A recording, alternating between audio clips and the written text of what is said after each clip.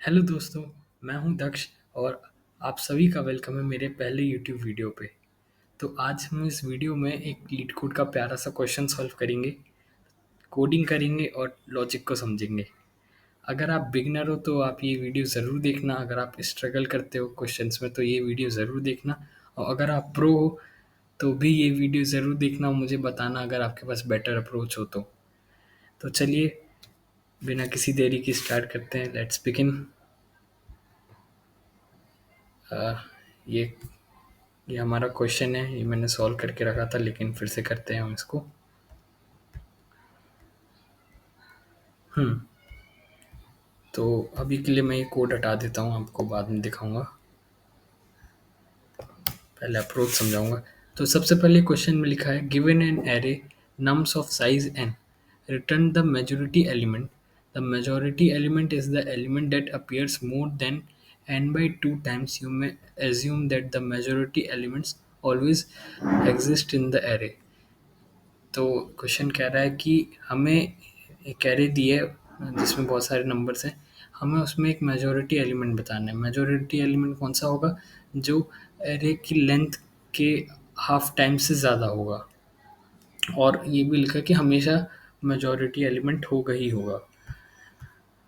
और देखते हैं constraints, num n is equal to nums dot length, n should be greater than equal to 1 and less than equal to 5 into 10 to the power 4। और ये सारे हमारे constraints हैं।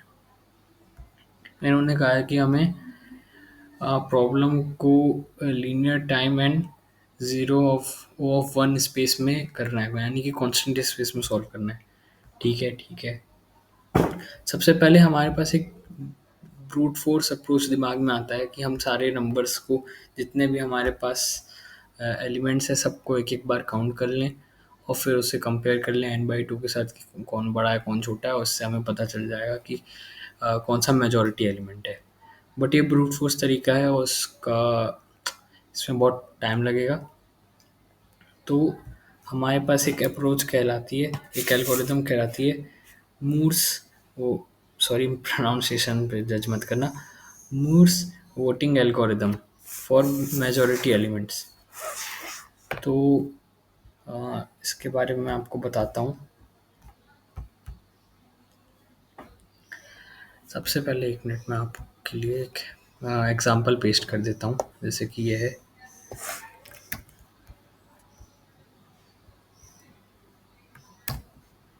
हाँ, जैसे कि नम्स एरे है, इसमें हमें क्लियरली दिख रहा है कि टू ही मतलब टू एक मेजॉरिटी एलिमेंट है।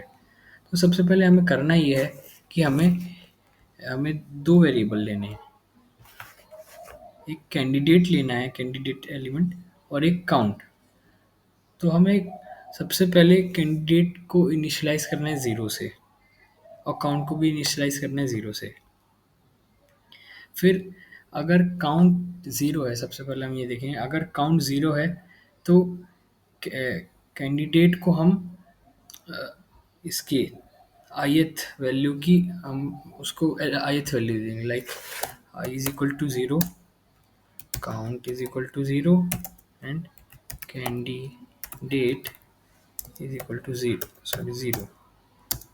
तो मैंने ये बताया था आपको, अगर कैंडिडेट सॉरी काउंट ज़ीरो है तो हम, मान लीजिए जैसे यहाँ पे सबसे फर्स्ट इटरेशन में काउंट ज़ीरो रहेगा, तो हम कैंडिडेट को नम्स के ith एलिमेंट की वैल्यू प्रोवाइड कर देंगे। Candidate is equal to sorry nums आई।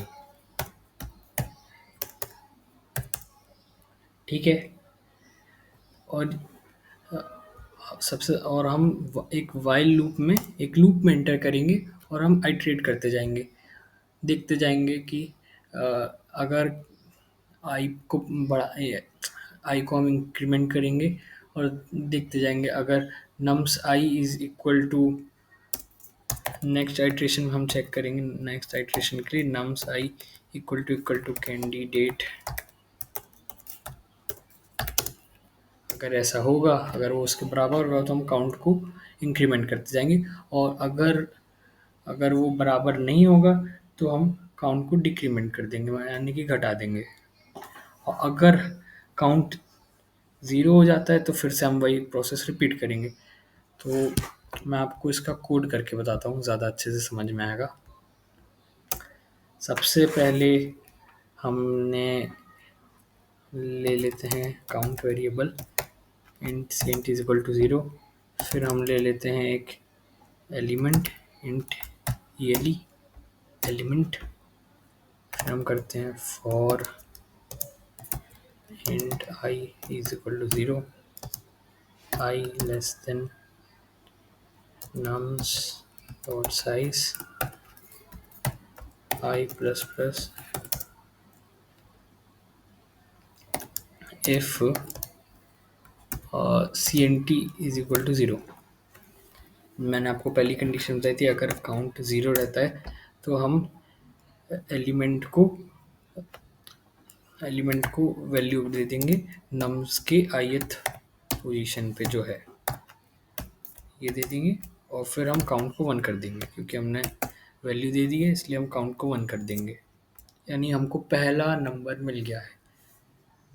अब उसके बाद हम क्या करेंगे, इफ़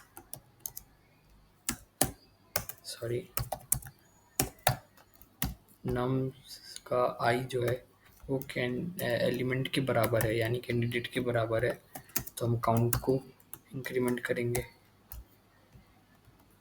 और एल्स अगर वो बराबर नहीं है तो हम काउंट को डिक्रीज करेंगे। बस, अब यही हमारा लूप था। अब होगा क्या, जैसे ही ये यहाँ पे अगर हमको मिलता जाएगा तो हमें बराबर होगा nums of I is equal to element, तो काउंट हमारा इंक्रीमेंट हो जाएगा। और अगर वो बराबर नहीं हुआ तो काउंट डिक्रीमेंट हो जाएगा। और जैसे ही काउंट ज़ीरो हो जाएगा तो हम उससे दूसरी वैल्यू असाइन कर देंगे। तो मैं इसका ड्राई रन भी करके दिखाऊंगा आपको, पहले मैं कोड कंप्लीट कर देता हूँ। बस, हमारा मेन ये है, इससे हमें 99% हमें जो लास्ट में हमारा एलिमेंट होगा वही मेजॉरिटी एलिमेंट होगा, लेकिन हम 100% श्योरिटी के लिए इसे चेक भी कर लेंगे। इसके लिए एक और वेरिएबल लेंगे, इंट काउंट। हम फिर से उस एलिमेंट की काउंटिंग कर लेंगे और उसको हम n/2 से उसको हम n/2 से कंपेयर कर लेंगे, क्या वो उससे बड़ा है कि नहीं है। तो int j is equal to zero, j less than nums dot size j plus plus, और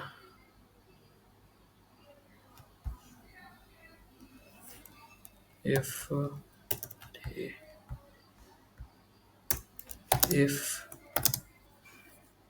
nums j is equal to ALE,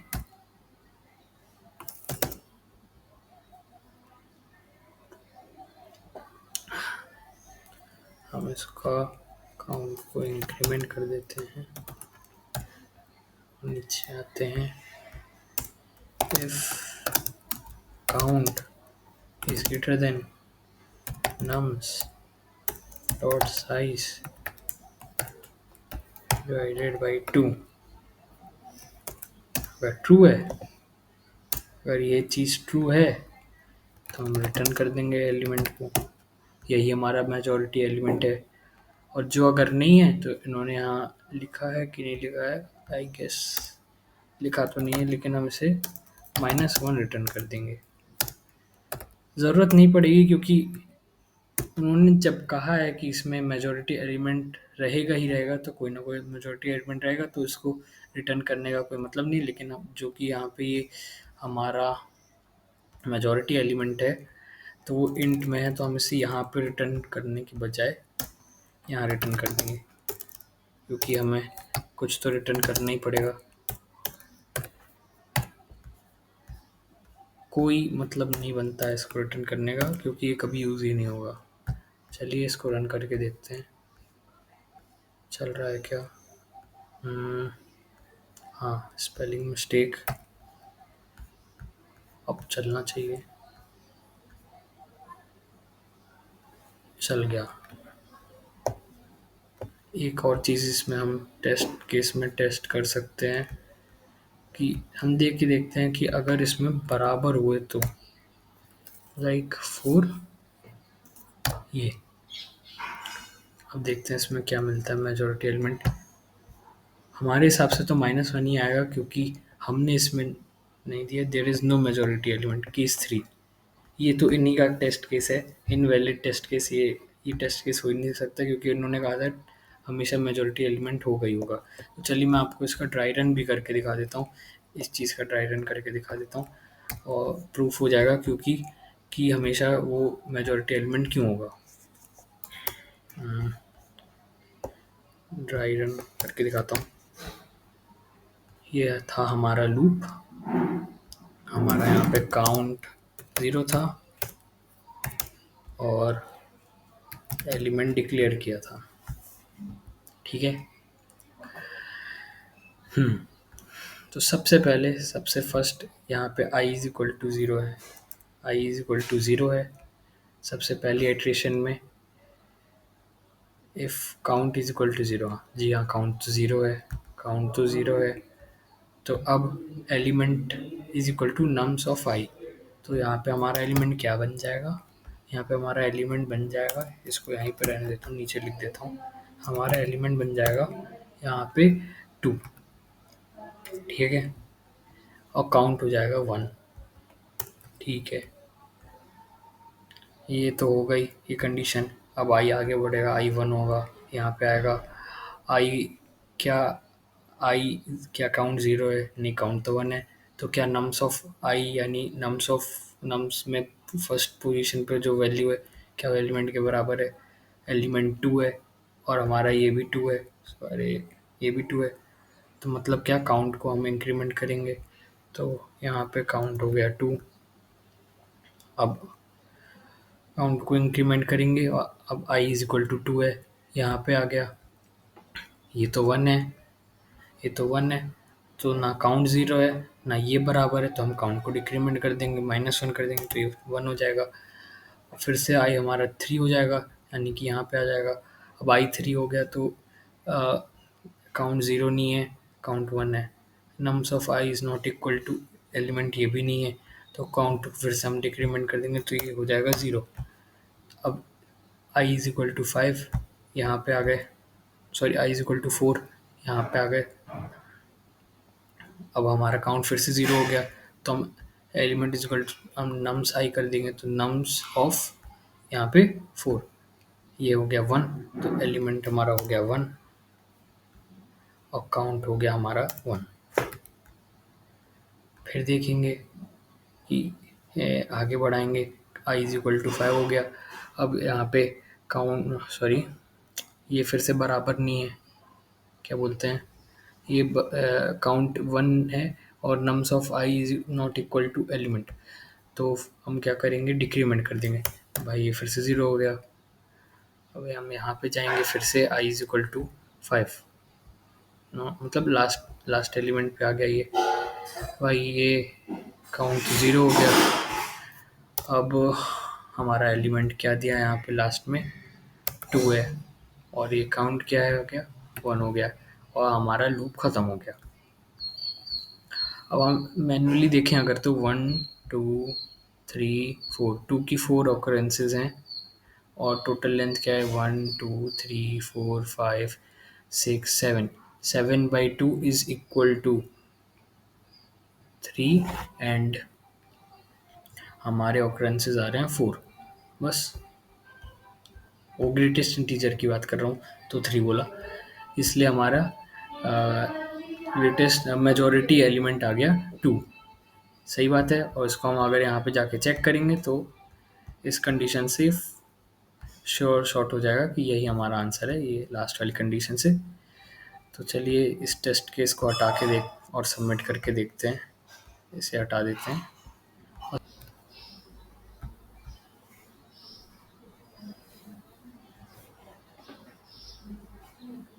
चल गया गाइस। सो ये सॉल्व हो गया है और बढ़िया चल रहा है। ओके। ये एल्गोरिदम बहुत अच्छी है और आपको समझ में आनी चाहिए। थैंक यू सो मच, और आई होप आपको समझ में आया होगा, अच्छा लगा होगा। Thank you.